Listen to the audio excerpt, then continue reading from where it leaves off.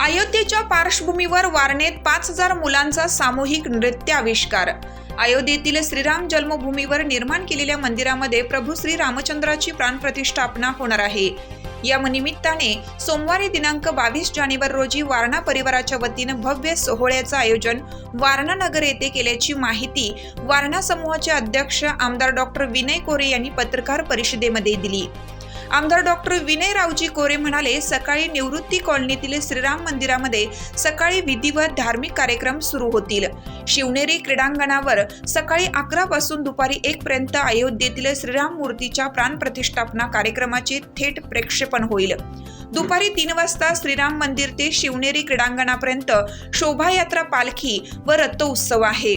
सायंकाळी शिवनेरी क्रीडांगणावर 72 फूट उंचीच्या प्रभू श्री राम मूर्ती व मंदिर प्रतिकृतीच्या साक्षीने आकर्षक लाईट आणि साऊंड, नेत्रदीपक, आतिषबाजीमध्ये श्री वारणा शिक्षण मंडळातील शैक्षणिक संस्थेमधील 5000 मुले मुलींचा गीत, संगीत, नृत्याचा सामूहिक आविष्कार सादर होईल। प्रभू श्री रामचंद्रांच्या महाआरतीने आनंद उत्सवाची सांगता होईल। पालखी रथोत्सवमध्ये महिला भगवी साडी परिधान करून कलश घेऊन व पुरुष पांढरा सदरा, सलवार, विजार, भगवा शेला, भगवी टोपी घालून सहभागी होतील। कार्यक्रम स्थळी 50,000 रामभक्तांची बैठक व्यवस्था केली आहे।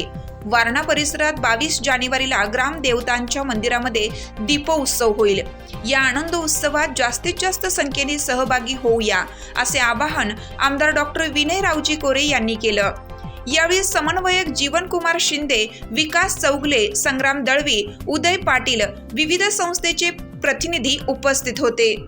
हिरकणी न्यूजसाठी कोल्हापूर जिल्हा प्रतिनिधी श्री जगदीश शिर्के, वारणा। चालू घडामोडींचे अपडेट्स जाणून घेण्यासाठी आपल्या हिरकणी न्यूज चॅनलला सबस्क्राईब जरूर करा।